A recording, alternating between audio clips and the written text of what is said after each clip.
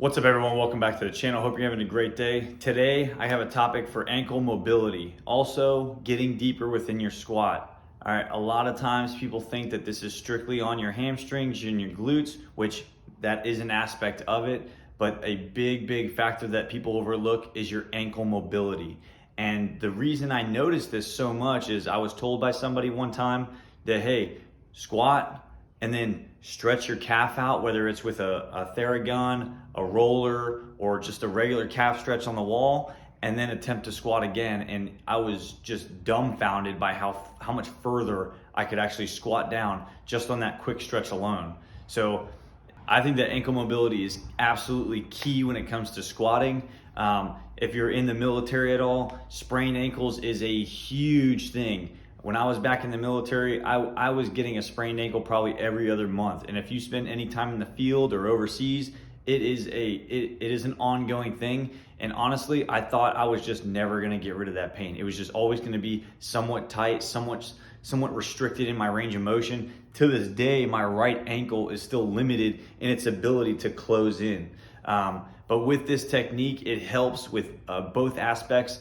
Both of those being restricted in the rear of the ankle, which is along that Achilles tendon, along the calf muscle itself, but also within the front of the ankle. If you kind of go to bend your ankle towards your shin bone and you feel a restriction, it almost feels like there's something blocking your foot and not allowing it to move any closer. I'm gonna get into a little bit of how to fix that as well. Also, if you want a little extra tip on how to get better ankle mobility and range of motion, I'm gonna be talking about flossing at the end of this video. And I'm not talking about your grandma's flossing. It's something that I've used for my knees for a little while now, and it has been a game changer. And it is something that I've seen used in the professional community with ankle issues and how they've been able to keep their ankles so fresh, so strong, and so healthy for right out of the gate. So with that being said, let's get into it. All right, so a couple things you're gonna need is just a band. I brought two of them out here because it's gonna depend on the size of your ankle, size of your foot, and I guess what you have. I'm gonna get into this in a minute and where you're gonna place it, but just have a band that fits your foot, because if it's too big, you're not gonna get the feeling that you want. If it's too small, it might cause a pinching sensation within your ankle, okay? So, but what the first thing you wanna do is, what I've always learned is that anything that you wanna do, you wanna test and retest so that you know the progress, you see that it's working, all right? And so with your ankle, you can do an easy just bend at the, hinge the ankle.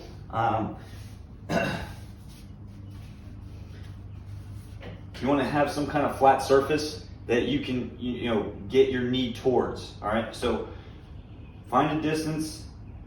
You want to keep the heel into the ground and drive as far as you can forward and try and touch the wall. All right, if you can touch the wall really easily, back the foot up a little bit and go again. If you can't touch the wall, scoot in a little bit closer. Once you get to a position where you can touch the wall without lifting your heel up, just go ahead and do a quick measurement.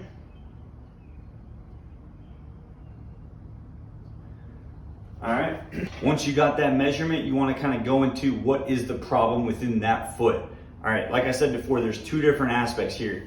Are you, on this test, are you feeling the restriction in the calf and the Achilles tendon, or are you feeling the restriction in the front of the ankle in this little crevice here? So when you go forward, where are you feeling that restriction? Again, feel for it. In this ankle on my left leg, the restriction is back here. I have nothing in the front here blocking me from going any further forward. It is all in my Achilles and my calf muscle. So what I'm gonna do for that is I'm gonna do the first one, which is just kind of like a stretch. All right, so after you've done that first test, and if you feel that restriction in the back of your leg, you're gonna wanna do a stretch. And all that is have a hard, firm surface that is elevated so that you can put some weight on it. And what you wanna do is just essentially get into that squatted seated position and push forward until you feel that stretch in the Achilles tendon and the calf. And again, you wanna lean into it. Not so much that the heel lifts up or that it is causing you any pain, but so that it's getting that stretch. And something like this, you don't wanna super stretch it, because if you're about to do some kind of lift or anything like that, you don't want to overstretch and then potentially hurt yourself. So maybe just about 10 seconds on and off, and then 10 seconds back on. So lean forward and back, forward. And if you feel that you can't get enough stretch in it, you can always use the surface to pull your body down onto it to give it even more of a stretch. As you can see, my range of motion in this leg is pretty good. My knee is pretty significantly over my ankle. Now, once you've done this and you've gotten that stretch in here, you always want to go back and retest.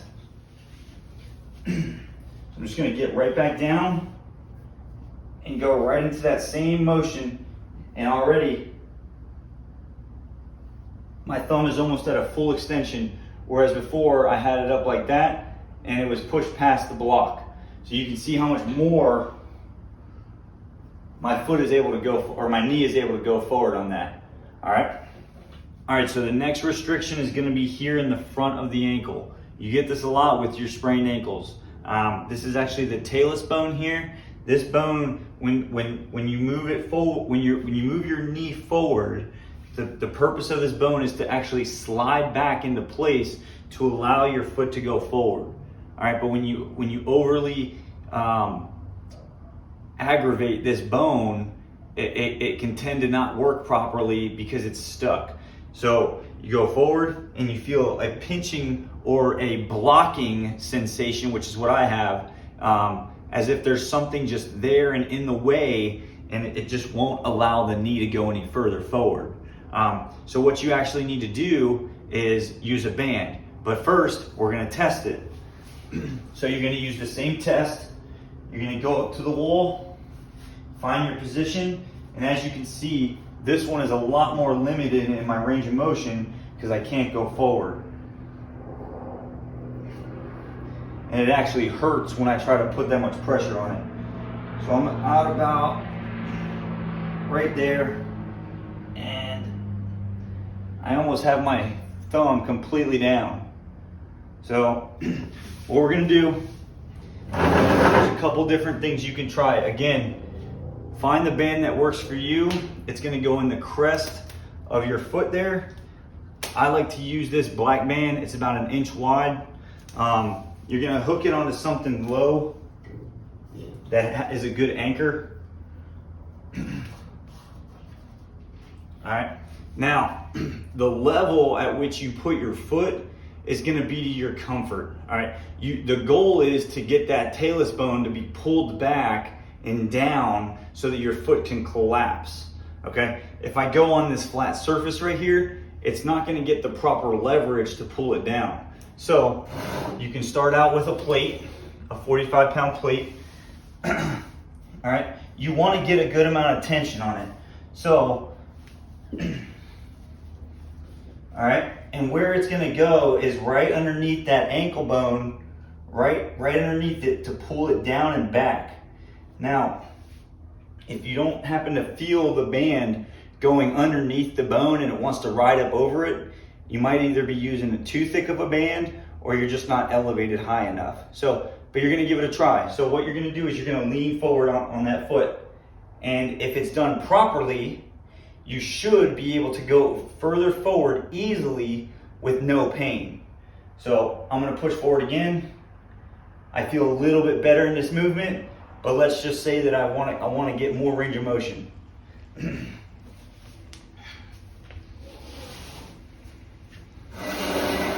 So I'm going to elevate my foot.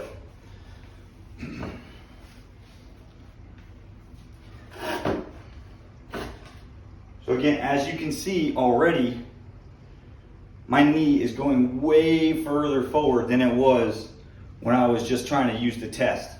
So I'm going to do a couple reps here, a couple holds. It's about 10 reps. So forward a couple seconds. You don't want to sit on this one, because what you want to do is get that bone used to moving backward.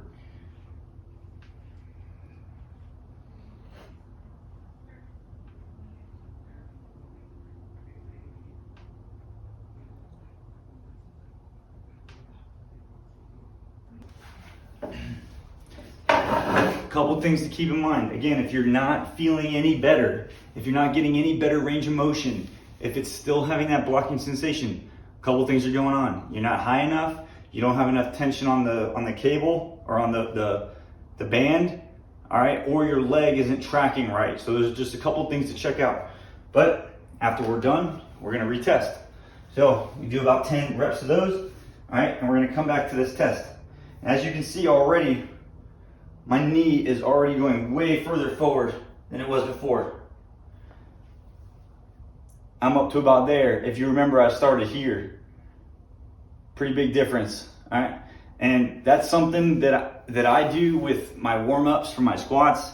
I do it on an every other day basis just to get that bone moving and get it out of the way, and really help the Achilles and the calf as well. All right, so the extra piece that I'm gonna talk about is just flossing. I use this a lot with my knee, and it has helped tremendously. I'll put the link in the description below, but these come in a couple different sizes. The one that I purchased was 7 feet long, and it came with 2 different bands. And for the knee, I use both bands. But for the ankle, you're just gonna use one single band. There's a bunch of different methods out there, going from top to bottom, bottom to top. It's just gonna kind of depend on your comfortability and really like what the issue is with your foot. But I'm just gonna kind of generally go over it. So essentially, you're gonna wanna get the foot in a natural position, and I'm just gonna go from the bottom up. All right, so I'm gonna, you wanna pinch it in, and really you wanna get this pretty tight. So pinch it in. Every time you overlap, you kind of wanna go about 50% over, all right? Going around the foot all the way up. Now, once you get to a spot where you think the band is gonna start sliding, lock it into place, going around the ankle. All right, again, keeping a lot of tension on it. It needs to be tight. I'm gonna go back down, back around, and then I'm gonna start to work my way up the ankle, keeping a great amount of tension on it. All right, once I get to a position where I can't really go around the heel anymore because it'll just start sliding, I'm just gonna continue going up the foot. If you have somebody that can help you do this, it'll be a lot better as far as like flexibility and keeping that tension on there. Once you get to the end, obviously just get it to self-hold. Once you have that on there, you're just gonna start out by just doing some regular movements, all right? Up and down. You can even do some circles. Again, just depending on what the issue is. Once you got a couple of these down and you feel that the band is in a good position to not slide off of your foot on simple movements, you can go into some bigger movements. So if you're squatting for the day, you can go into some weightless squats or split squats. You can go into that. So I'll stand up, get in my natural squat stance, and I'll squat down. If I'm doing squats for the day, I'll do about 20 of these, take off the band and do 20 without it. Another decent one is to just get this individual ankle so you make sure you're focused on it. Much like the stretch that I showed you before for the ankle, it's keeping that tight pressure on that crevice there and that talus bone, and you're just working it.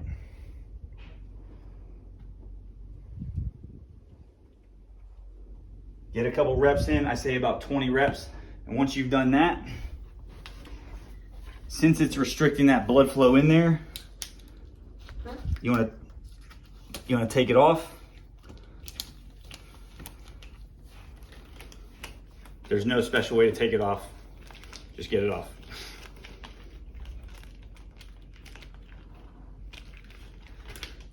Once you got it off, you're going to go ahead and do the same movements again. So now that blood is rushing into that joint, all right? Again, go into those same movements. And you're gonna do about the same amount of reps. So if you did 20 with the band, go ahead and do 20 without it. Same thing, about 20. I wouldn't recommend doing every single thing I just did. You're gonna do maybe one of them, maybe two of them per session. And again, you'll already immediately be able to tell the difference in the ankle, just like you did in the previous stretch. This thing is already moving substantially amount more. And not only that, it feels better. And trust me, if there was pain in it before, like my knee, I'll go into it with pain, wrap it up, bend, no pain, take the wraps off, no pain after. So it's a pretty immediate result. But this is something you definitely want to do twice a week at least to really get that joint moving a lot better. Like I said before, there's a couple different variants of this. Definitely find the one that suits you the best. Get assistance if you need it. If your flexibility isn't that great right here, and help them overlap it for you, because you definitely want it done right. I hope all these tips helped you guys. Let me know in the comments down below if how it helped you, if it didn't help you, or your progress along the way.